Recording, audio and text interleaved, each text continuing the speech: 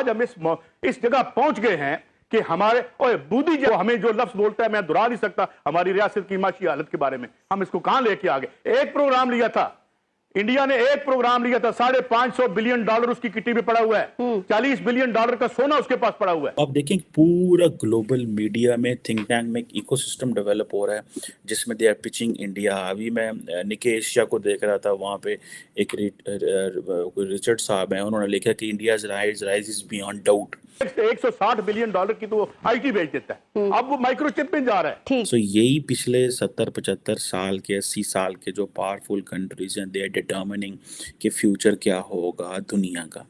और अब इसमें एंट्री किसकी है? एंट्री है इंडिया की। That is most important thing. टैक्सों का बोझ बढ़ेगा, महंगाई का बम नहीं, एटम बम फटेगा। सर वहाँ पे कोई मईशत पे सियासत नहीं करता, वहाँ हुकूमतें चलती रहती हैं। हम एक कंपैरेटिव एनालिसिस करने तो बैठते हैं ना कि किसने जंग पहुंचाया। मुज़ाकरात खत्म हो चुके हैं, IMF के साथ स्टाफ लेवल का मुआहिदा नहीं हो सका। पंजाब के मुख्तलिफ शहरों में गुज़श्ता दिनों से पेट्रोल की मसनूई किल्लत शदीद सूरत हाल इख्तियार कर चुकी है। हमारे फॉरेक्स रिजर्व 3 अरब से नीचे आ गए हैं, लग यही रहा है कि एक हफ्ता बचा है हमारे पास।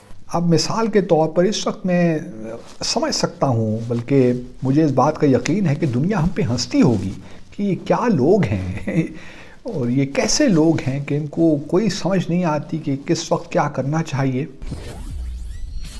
नमस्ते दोस्तों, जय हिंद। हिंदुस्तान स्पेशल में आपका स्वागत है दोस्तों। जैसा कि दोस्तों आपने क्लिप में देखा, पाकिस्तानी मीडिया भारत के रिजर्व्स, गोल्ड रिजर्व्स और आईटी एक्सपोर्ट देख कितना जला भुना बैठा है। पाकिस्तानी मीडिया ये चर्चा कर रहा है कि आज भारत के साथ हमारा कंपैरिजन ही नहीं बनता, क्योंकि हम $1 बिलियन के लिए कभी IMF, कभी सऊदी और कभी चीन की मिन्नतें कर रहे होते हैं। भारत आज इमर्जिंग टेक्नोलॉजी की तरफ तेजी से काम कर रहा है और पाकिस्तान आज भी अपनी हुकूमत गिराने के लिए विदेशी ताकत का हाथ बताने में लगा हुआ है। पाकिस्तान मीडिया यह बता रहा है कि आज पूरी दुनिया हम पर हंस रही है। कैसा ये देश है, यहाँ अपनी सरकार गिराने के लिए अपनी ही आर्मी को जिम्मेदार ठहराया जा रहा है। दूसरी तरफ पाकिस्तान के साथ IMF की डील भी कामयाब नहीं हो पा रही, जिसकी वजह से पाकिस्तान डिफॉल्ट होने की तरफ तेजी से बढ़ रहा है। महंगाई ने आम जनता की कमर तोड़ कर रख दी है। बात यह है कि आज हम इस जगह पहुंच गए हैं कि हमारे और बूदी जो हमें जो लफ्ज बोलता है मैं दोहरा नहीं सकता हमारी रियासत की माशी हालत के बारे में, हम इसको कहां लेके आ गए। एक प्रोग्राम लिया था इंडिया ने, एक प्रोग्राम लिया था, $550 बिलियन उसकी किटी में पड़ा हुआ है, $40 बिलियन का सोना उसके पास पड़ा हुआ है। हम उसको गालियां तो बहुत देर। सर वहाँ पे कोई मईशत पे सियासत नहीं करता, वहाँ हुकूमतें चलती रहती हैं। हम एक कंपैरेटिव एनालिसिस करने तो बैठते हैं ना कि किसने जंग पहुंचाया। मैं ये अर्ज कर रहा हूं कि जितने लालची हरीस और ये थे 2% के मफाद से आगे नहीं देखते, और $160 बिलियन की तो वो आईटी बेच देता है, अब वो माइक्रोचिप में जा रहा है। ठीक, एक वक्त था, अगर आपको याद हो, याल्टा कॉन्फ्रेंस बैक इन 1945 के जो उस वक्त रूजवेल्ट और चर्चिल जो थे वो स्टालिन रशियन के साथ जो थे वो डिस्कस कर रहे थे कि जो सोवियत यूनियन है वो जापान के अगेंस्ट वॉर में कैसे जाएगा। इसको बेसिकली क्रीमिया कॉन्फ्रेंस भी कहा जाता है बैक इन 1945। आज भी देख लें वही ममालिक हैं, खित्ता बदल गया। पहले यूरोप और किस तरह वहाँ पे बैठ के बात होती थी, आज इंडो पैसिफिक की बात हो रही है। सो यही पिछले 70-75 साल के 80 साल के जो पावरफुल कंट्रीज हैं, दे आर डिटर्मिनिंग कि फ्यूचर क्या होगा दुनिया का। और अब इसमें एंट्री किसकी है? एंट्री है इंडिया की। That is most important thing जो समझने की है। मैं अगर आप थोड़ा सा ग्लोबल मीडिया पढ़ने की कोशिश करें अक्रॉस द वर्ल्ड, मैं सिर्फ इस महीने आपको बताऊं कि for example foreign policy magazine जो है उसमें राजा मोहन साहब ने लिखा है कि it's time to tie India to the west, कि इंडिया को वेस्ट के साथ कैसे इंगेज करना है। और ये जो इंडिया की जियोपॉलिटिकल शिफ्ट है और इसकी जो मेंबरशिप होगी G7 में, वो नॉर्थ साउथ डिवाइड को ब्रिज करेगी।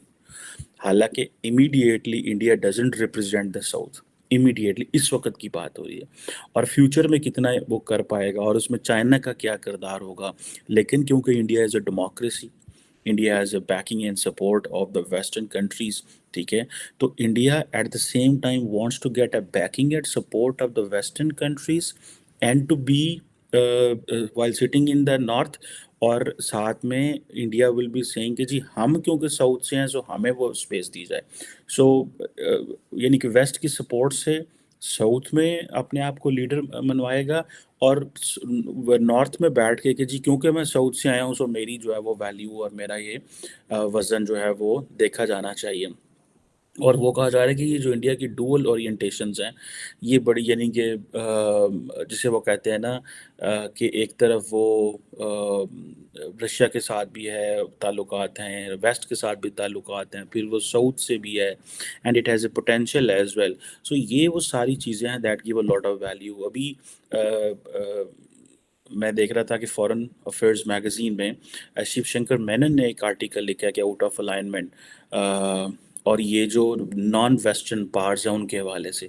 सो अब देखें पूरा ग्लोबल मीडिया में थिंक टैंक में एक इकोसिस्टम डेवलप हो रहा है जिसमें दे आर पिचिंग इंडिया। अभी मैं निके एशिया को देख रहा था, वहाँ पे एक रिचर्ड साहब हैं, उन्होंने लिखा कि India's rise is beyond doubt. तो इट मीन्स के दे बिलीव अब इंडिया जो है उसने यूके को 5th लार्जेस्ट इकोनॉमी जो है उससे पीछे निकाला है, पीछे छोड़ा है। और कहा जा रहा है कि उसकी आबादी बढ़ रही है, ठीक है जी। और आबादी बढ़ने की वजह से वो कल को चाइना को भी पीछे छोड़ सकता है। और इस साल वो G20 की समर जो है वो होस्ट कर रहे हैं।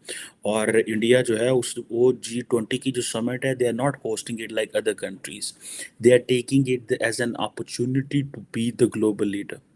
दे are taking this an as opportunity to be the leader, ठीक है जी। और दुनिया में मुल्कों में भी G20 की लीडरशिप आई है, लेकिन the whole country has not mobilised and moved the way it is mobilising and moving in India. Obviously इसकी पीछे भी there are all political logics and political gains of the current political dispensation in New Delhi. अब जारी बात है India की जो GDP growth rate को देखें या उसकी जो ओवरऑल अंडरस्टैंडिंग को देख लें तो obviously they are making it impact बना रहे हैं पूरी दुनिया के अंदर। अब ये जो चार्टर की बात हो रही है ये समझने की ज़रूरत है। देखें चार्टर नॉर्मली ये क्या सिंपल सी बात है, ठीक है जी। चार्टर आप इसलिए बनाते हैं ताकि आप at the end of the day आप एक रूल्स बेस्ड ऑर्डर इस्टेब्लिश करें, ठीक है जी। अब वो कहते हैं जी कि जो रशिया है उसने यूक्रेन की इन्वेजन की पिछले साल, इससे पहले 2014 में रशिया ने क्रीमिया को अनेक्स कर लिया। चाइना जो है वो अपने मिलिट्री एक्सपेंशन साउथ चाइना सी में कर रहा है 2010 से, ठीक है जी। और रशिया का ये जो रिसेंटली जो अग्रेशन है ये बेसिकली चाइना और रशिया का एक लार्जर ट्रेंड आ रहा है। सो द वेस्ट वांट्स कि हमें क्या करना चाहिए कि हमें इनफैक्ट एक रूल्स बेस्ड ऑर्डर बना लेना चाहिए रादर दैन के पावर पॉलिटिक्स। ये ना हो कि अमेरिकन कहें जी कि हमारे भी वहाँ पे फ्लीट खड़े हुए हैं, जापानीज़ के भी खड़े हों, रशियन के भी खड़े हों, सारे आंखें निकाल रहे हों एक दूसरे को and nobody has an actual rate over the system. Rate तभी होगी जब सारे ममालिक जो हैं वो एग्रीड होंगे ऑन अ रिटन ड्राफ्ट।